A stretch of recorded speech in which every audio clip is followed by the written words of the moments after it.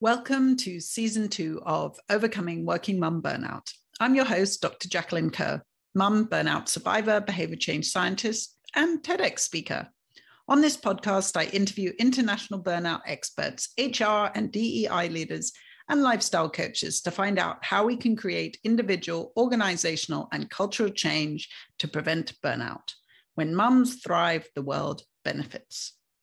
Please take a moment to watch my TEDx talk. The YouTube link is in the show description, and my talk is called How to Stop Burnout Before It Starts. And please download my free guide to spotting burnout in your employees on my website, drjacquelinekerr.com. This week, I'm talking about creating a village of helpers to prevent burnout with app developer Toyosi Babalola. I met Toyosi through a previous guest, Leslie Ford. I helped Toyosi position herself for a grant application and was so impressed at how she'd been such a resilient Black woman leader in the femtech space. Toyosi is a talented app developer who's created the Abue app to support families with a village of service providers. Based on a bartering system and a tribe of users, families can get support or provide support through ride shares, meals, classes, tutoring, summer activities, etc. One of the most important tools for reducing burnout is leveraging resources. The Abue app makes this easy. You can find key takeaways on the episode website, drjacquelinekerr.com. And I hope you enjoy my conversation with Toyosi as much as I did.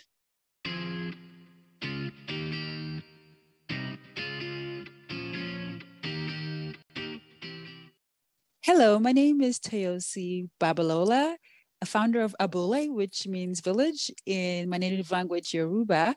And I am a mom to a wonderful 9-year-old daughter. I am also the founder and owner of Grace Design Agency, where we design for brands as well as design and develop their applications. Great. Thank you so much for sharing that, Toyosi. And you're originally from Nigeria? Yes. Great. So perhaps start there. Please describe your journey to where you are now in your career, including any time before you started working that you want to share. Sure. So my background is in IT. I actually went to study computer science for my undergrad in New York. And at the time, there weren't too many females in that field, let alone women of color. So it was definitely an interesting period. But of course, I just trucked through. I was determined to hone in on my skills with computer science. And that's what I had studied. And I had moved to DC and worked several different government contracts at the time for companies including the IRS and NASA. And I'd worked there for over 12 years. Within that period of time, I did have my daughter. And that's where I believe the concept of Abule started. So for me, growing up in Nigeria, I vividly remember having friends, neighbors, families stepping in to help at the drop of a hat to care for kids in various capacities, like, random babysitting, help pick up drop-offs from school, even tutoring and homework help. Like I remember coming back home from school with my friends and just literally going to their house, and I'd get fed at the end of the night and just go back home to sleep. And that nostalgic feeling was what I'd hoped to experience when I had my daughter, and I was grossly missing. So it was within that period that I started thinking or visualizing what my ideal village will look like in this Western world. And somewhere along that line too, I also became a single mom. So of course, the challenges were even more compounded. Coupled with that, not only was it mentally and emotionally stressful for me to parent alone, I also have a physical limitation. I have scoliosis and I had back surgery. So it was extremely hard for me to even physically cope. So to survive as a single mom, I sought out to build my own tribe, my own village within my neighborhood and amongst friends, as family lived too far away from me. And it was great. It was successful until it started becoming awkward to make the ask. And I believe that a lot of parents tend to find it awkward asking, once, twice is okay. But then after a while, I mean, everyone has a busy work schedule. So it becomes awkward. So I resorted to doing what most parents do today, which is operating a silo. And of course, I burned out. I burned out so much to the point where I couldn't function at work any longer. Eventually, I got laid off.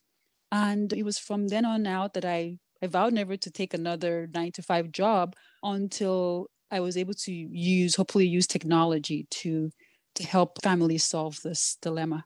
That's a tough journey, and I hadn't appreciated that you'd had scoliosis surgery. I have scoliosis too, and it's not bad enough to have ever had surgery, but I've definitely seen colleagues and friends who have. So that's so tough.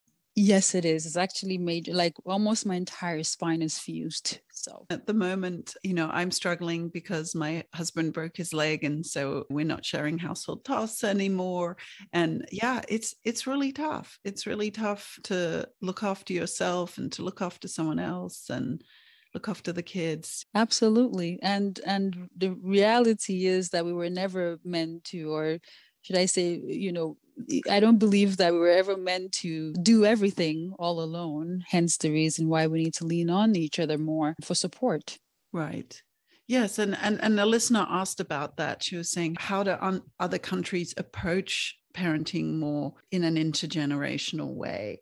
And how can this help us in the US? So for example, I have a friend in Denmark, a colleague in Denmark, who actually lives with his ex-wife and his mother-in-law in a farmhouse together. And they had to partly, they made that mini village themselves because their son had diabetes. And so they were having to have extra care for him, wake him up in the night to check his sugar levels in the night and things like that. So it was just a really hard role for them to do that separately. And then this farm community that they've created among themselves, I visited them and it was so special. It was incredible. So yeah, even intergenerational housing isn't that common here in the US. Right, it isn't in the Western world. And like I had mentioned earlier, growing up back home for me in Nigeria, it wasn't as common. Usually when someone has a child, either the mother-in-law on the mom's side or the husband's side would come for a few months, actually sometimes years, to help out with the baby. But then it wasn't necessarily common that they'd live there indefinitely. However, neighbors, communities would usually come around to, take turns helping wherever they're able to, right? So be it for pick-up, drop-offs, or just random babysitting, those small little things that you don't really pay attention to, but make a lot of a difference. So that's how it was back then for me growing up. And I think that's the concept that we need to reintroduce. I'd love to reintroduce on the US and Western world as a whole, is to modernize that concept, maybe making use of a barter system that they had back in the days. But of course, in this period, it would be more so services, so that, everyone gets a win. This modern times, there's got to be something in it for everyone, really. So it's really helping to facilitate that community, but using technology. So I've worked a lot with older adults, and that's why things like intergenerational housing are of interest to me, because I've seen how those options can make housing more affordable, but also that that these cities are more integrated and age friendly, and that we really see our older adults as a source and a huge community benefit instead of a burden. So certainly that's the mindset that I've worked on with the AARP and other organizations. But I know here in San Diego, there is a village concept for older adults too, where it is service exchange in this one particular community for older adults. And I agree that's so important. Even just last night, I was begging somebody to change with me. they're going to be helping drop my daughter off after her school play practice. And I'm begging to pick their son up on other days because I just feel so uncomfortable in this ask position. And I know that too, one of our guests she was an expert on parental burnout, and she had to review all the process of understanding or solving, treating parental burnout is to look at what are the stresses and try and reduce them, and then to look at the resources and try and add them. And as I thought about that process, I am so uncomfortable asking for help. And I am so uncomfortable then having to manage the help process because it takes extra steps and time and trying to coordinate everything. So I can totally see how in this situation I'm in at the moment where, I'm having to ask for help more.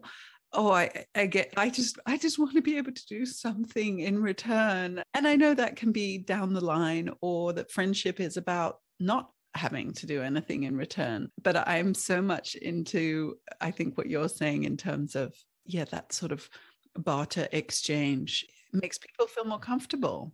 Exactly. And also, remember I mentioned earlier that bullying is set to help reduce that awkwardness. So I've been on this journey, right, for at least 3 years now. So I started it with actually interviewing well over 500 parents, right? Both of my daughter's school, as well as the neighborhoods, as well as my friends living, far away. And it's interesting that 100% of them actually said that they'd rather barter service, like all these childcare tasks with their friends and neighbors, but quite often they felt awkward. So they actually taught me what to build, right? So I definitely took a user-centered approach. And, I really wanted to get to the root cause of it. And hence the reason why in Abule, even though dollar values are attached to the services, really we've created our own currency. So it's credits, so that it doesn't feel awkward handing your friend $5 to pick up your kid. So they get credits. And the good thing about that is that credits can then be used to fill another request, of which we have several requests, like tutoring, pickup, drop-off, random babysitting, everything, a hodgepodge of things. So you could use it. It's not a one-to-one. Just because you picked up my kid doesn't mean that's how you have to return the favor. You're good at writing. Jacqueline, please teach my daughter how to write. So you get to use the credits that way. And then for parents, especially stay-at-home parents, and your skills that way, right? And then the concept of village is also, we're sharing our wisdom. This is another big thing for me growing up and in, other countries where, especially where culture is deeply rooted, right? It's the idea of sharing your wisdom with the community, with kids. You'd see some communities back then. I mean, my mom would tell me, they'd sit at the feet of an adult and, kids would sit around and they're telling stories. So we have activities too. So actually that we launched, right? So people could come in and host. If you're a NASA engineer, you want to teach the kids, right? It's that whole concept of the virtual village that I'd like to bring. The other good thing too is that for people that are stay home, that choose to be, because by choice, some people want to be stay home, to be closer, more hands-on. And once again, and that should be fine and accepted, right? People staying at home shouldn't be looked down upon, which I've also seen as a thing. We really need each other. These are the people that actually could pick up more of the tasks, right? That our working parents are not able to fill. Once again, and that's okay.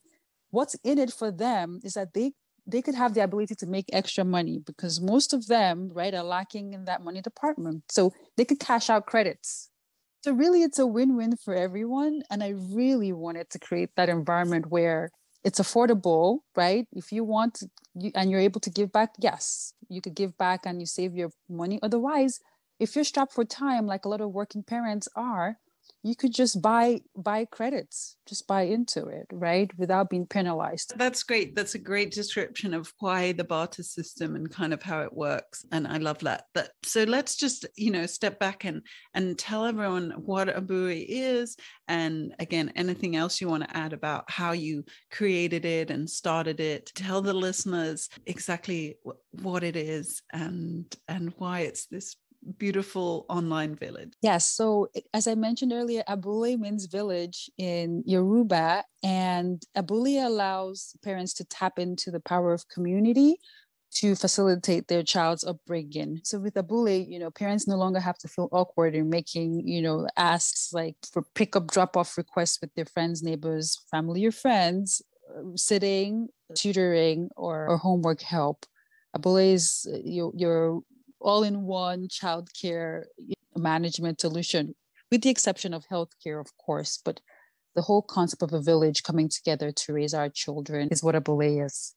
Okay. And so tell us a little bit more about the different buckets, as I think of them, that Abule provides, because you've got classes and community as well as services.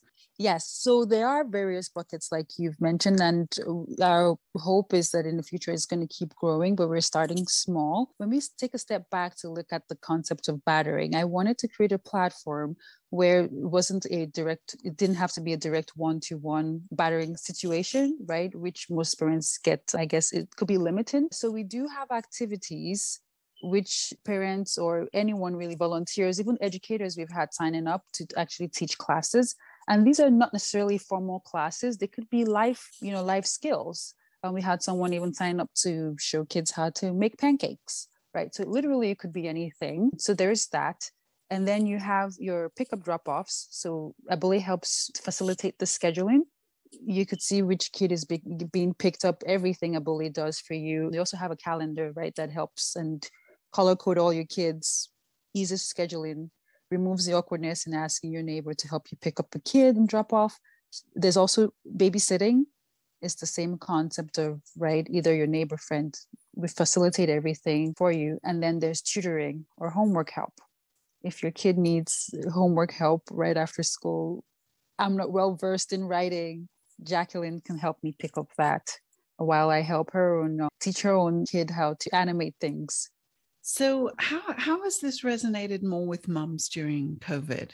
Well, so during COVID, we launched the virtual activities because, again, I mean, it is a robust platform. So we're rolling things out in phases. So during the pandemic, it was activities that we had going on, and we had a very good turnout. It really resonated with them, the whole concept of battering activities or sharing our individual knowledge with kids. We had people sign up to there was someone that signed up to feed a baby goat, like a farm tour for kids, which I thought was the cutest thing ever.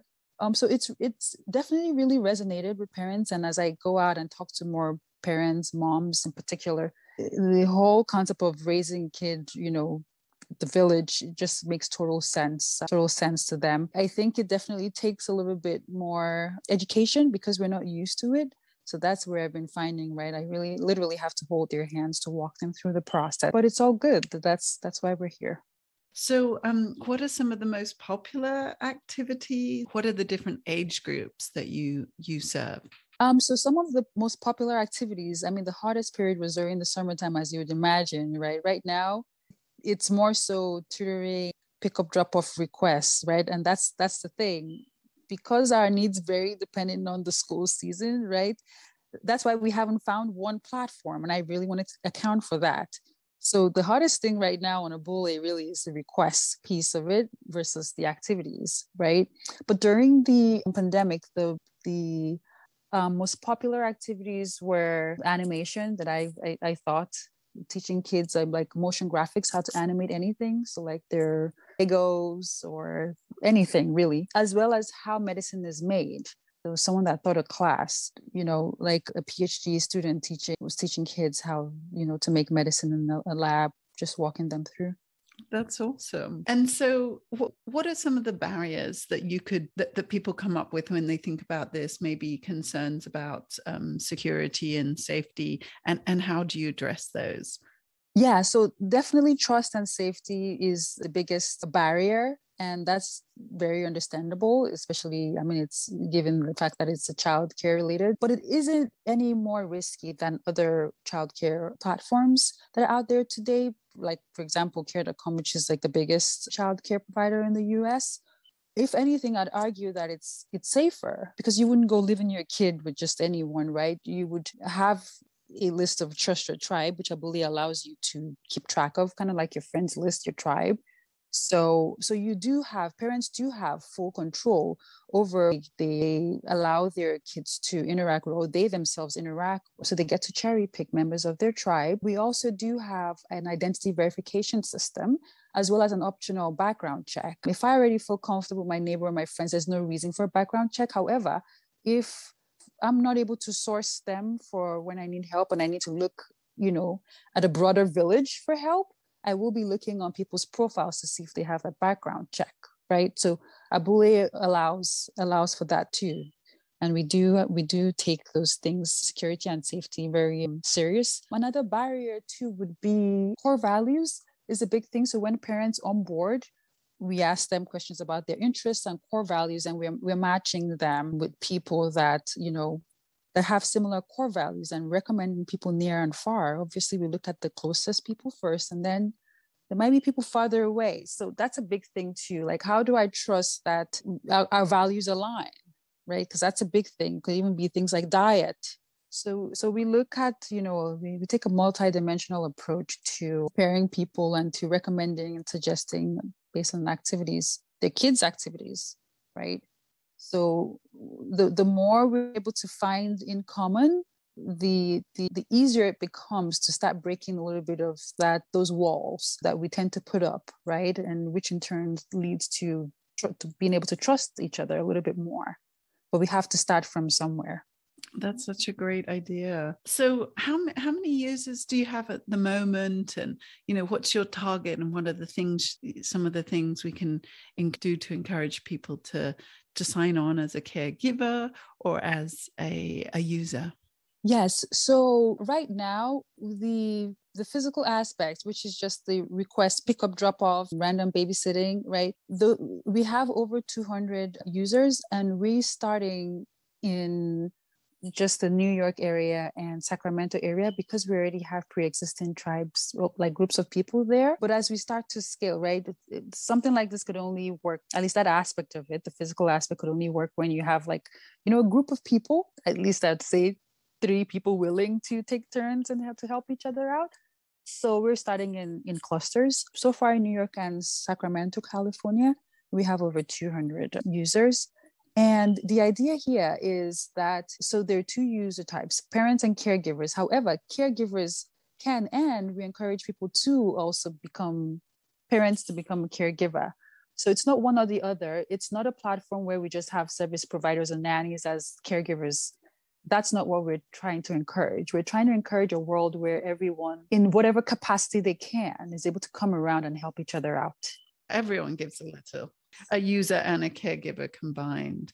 And it makes sense. I can think about people that are in carpools at the moment, or groups at the moment, that's the perfect place to say, let's join this, and then we can, start to exchange. Yep, start to exchange. And it is happening, to your point, it is happening today in Facebook groups and all that informally. But Abule comes in to help formalize, right? And also helps with the accountability, right? We all have that one friend where, right, one is doing more than the other, right? And then, but it gets awkward having that conversation with your friends, like, oh, well, I did that yesterday. Can you, right? So Abule kind of helps in that sense. And again, it is, sometimes I was feeling like that as well at the moment, in terms of there's all these volunteer positions for my daughter's play. And because of my husband's leg, he's really immobile at the moment. So I just don't have extra time to be able to go volunteer. But I have said, okay, I'll buy the treats. I'll spend some money here instead. So I would be like the person who's, buying credits rather than gaining credits. And it doesn't even have to be that way 100% of the time. It's just that at this given moment, I cannot, and I'd rather pay. I'm like that too. And I'm sure most parents are like that. Hence the reason why it's a credit. We need our own decentralized marketplace. And that's exactly what we're trying to do. And that seems so important at the moment. I'm seeing that because, all the articles I'm reading is about how with COVID, the childcare industry has just been decimated, and we're trying to get that back. And there are groups of people trying to fundraise and change this. But I see yours as this really flexible, immediate solution that we have right now. Yes, it is. And I'm hoping that we could reach as many people quickly as possible. But to your point about fundraising, right? It's believe it or not, that's still a tough area, despite the fact that we're solving for something really, really critical, which has been interesting. Right. So we were talking that before. So, for example, women of color receive less than 1% of any venture capital. So tell us a little bit about that journey and how you're making decisions. It's tough. It's been hard. It's been 3 years. And honestly, if I weren't a technical person building, because I just keep building because that's what I know to do. And, people would argue and VCs would argue that, well, I'm doing it backwards, but I'm fine with that. I'm okay with being myself and I'm okay with honing in on where I'm strongest, right? So I just keep building despite the fact that we haven't been funded majorly. It's been family and friends over the past 3 years, as well as, literally my sweat and blood. And I do have a team. A lot of my teammates sit in my home country. So we've literally built out of Africa giving to everyone. And I love it. Mama Africa would step in to help. And again, that's one of the things I'm most proud of. Either way, I'm determined to make a positive impact in the lives of families. I definitely see this going somewhere. So with or without VC funding, we will help people. And so what are some of the choices you've made, like as a mompreneur? Because like you said, you don't want that 9-to-5 job again, and you don't want the pressure of being burned out by trying to jump through hoops for some outside entity. So yeah, tell us some of the challenges of doing this, of being a female founder in technology as a mom. Yeah, well, so for me was definitely not having enough time with being a single mom. I literally work around the clock. So I had to move back home. My mom, who is wonderful and is now helping me. See, I had to move back to village. It goes back to that intergenerational thing because I figured, I was all the way in DC and she lives here in New York. Like, why are we living two separate, right? When we could consolidate and help each other out. And she's elderly. She enjoys the company. Right? This is another big thing for most elderly people is we really aren't tapping into them as resources, right? Instead, they're in nursing homes, So as a mom and a founder, it's been tough on that front, just not having enough time for myself, for my daughter. But once again, I take that as a sacrifice, building what I want for families to start seeing them thrive. So I know that it's only short term, and I do have my own support system here as well, which I'm thankful for, both my family as well as friends. Otherwise, from a financial standpoint, especially if it's not being funded, it's been difficult. I'm not even going to mince words. I've had to turn around to set up Grace, which is my design and tech agency, to survive. But I'd rather that than, try to go for a VC funding only to get burned out, which leads me back to where I started. That's something I really had to sit down to think about what my main goal was in establishing a Babalola. Is it for the money or is it for the impact? And, time and time again is the impact. Matter of fact, Babalola is a public benefit corporation, and I'd love for it to be owned by most parents or most women. It's for the community. So, I had to take a step back from, trying to pursue VC funding to really get authentic with myself. If I pursued VC funding, am I going back to where I said I didn't want to be? And the answer for me was yes. So it's a no.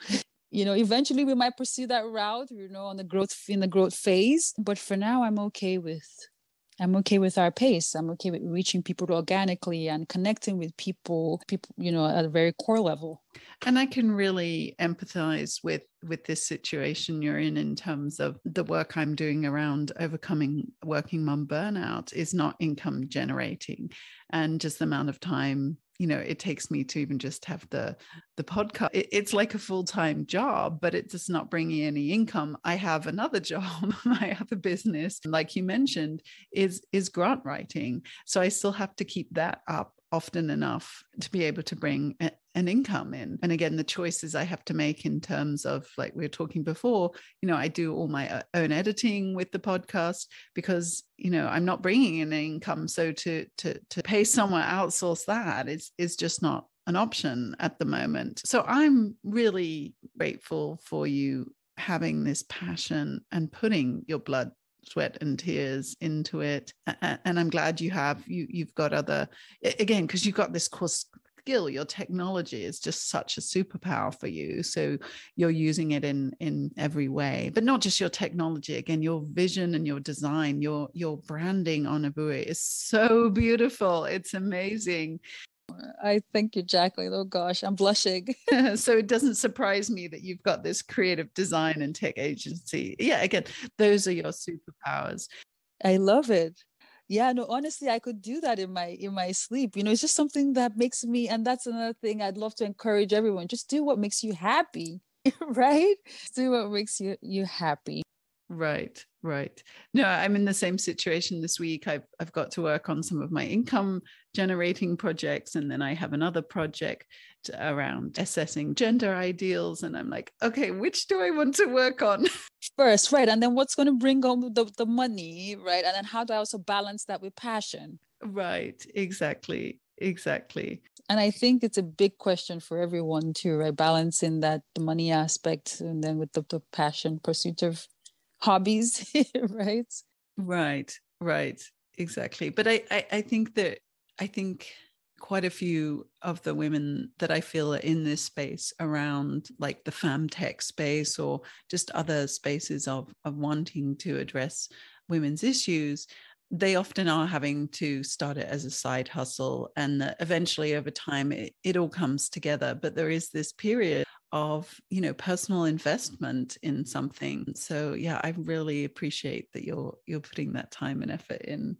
So one of the things I always ask is to think about behavior change, because that's the background that I come from. And what would be one behavior change that you would recommend for mums to do today, or even for companies to do today? Because companies could also, connect their employees with Abue too. So what are your thoughts about that and what people can sort of start to change straight away? Wow, that's a good question. Well, so for me, it's just to realize that change begins on a cellular level.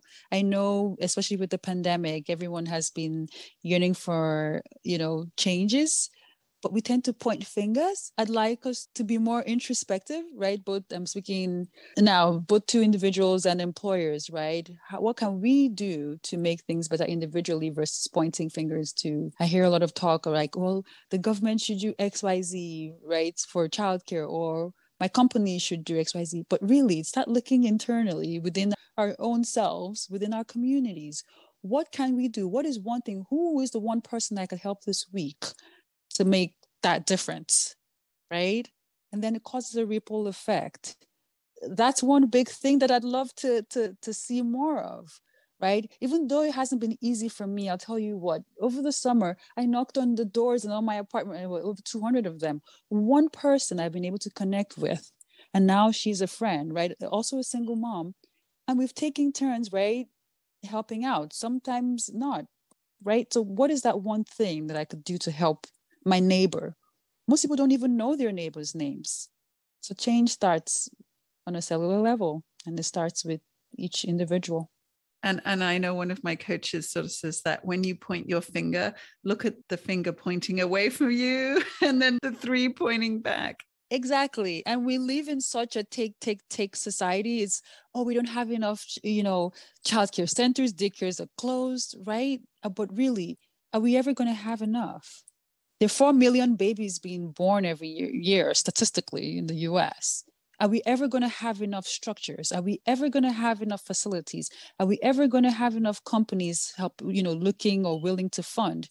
Not even everyone has jobs. So if we do not start to look into communities to help each other out, we're going to be spinning our wheels. I love that idea of saying, who can I help this week? Right. Like if my daughter is going to the same school as you and your neighbor, it costs me nothing. There's always room for one more.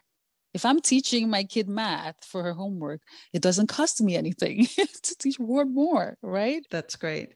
So thank you so much, Toyosi, for your time. Do you have anything else you'd like to share with listeners about your work, about your future goals that can help you get your message out there? It's really just to, come connect with us on Abula. Invite your friends, your family, and let's build a thriving community for families all over.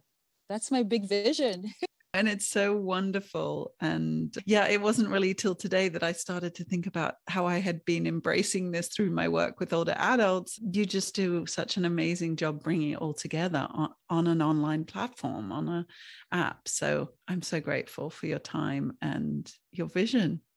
I thank you so much for having me. This was amazing. And thank you for keeping in touch. I know every time you see something that reminds you, send me that email. I chuckle. I appreciate you consistently reaching out, and I appreciate you believing in our vision.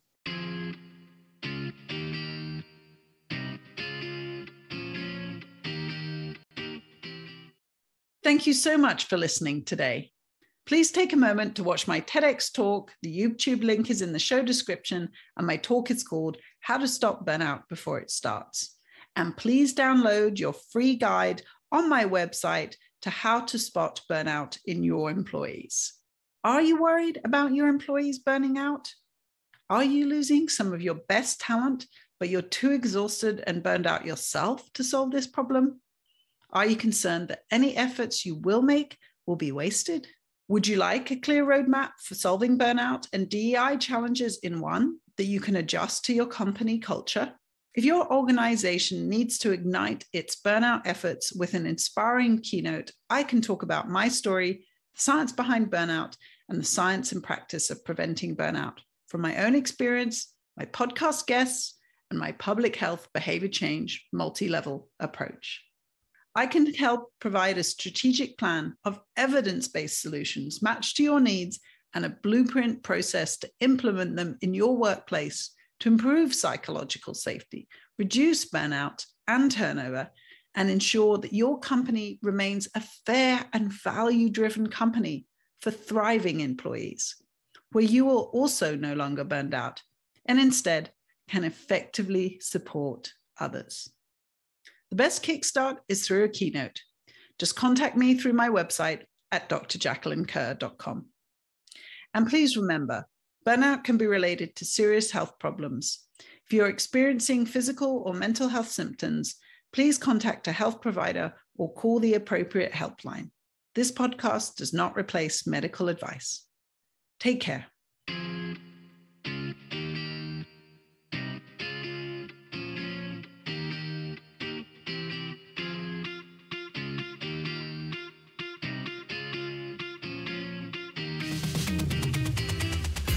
Control, you're a fighter. Push the limits and see it, you're already there. Told you we going higher. Ain't no stopping us, we're going in for the win. And we're gonna celebrate. Then we're gonna do it all over again. And we're gonna rock this place, 'cause this is our day. We're gonna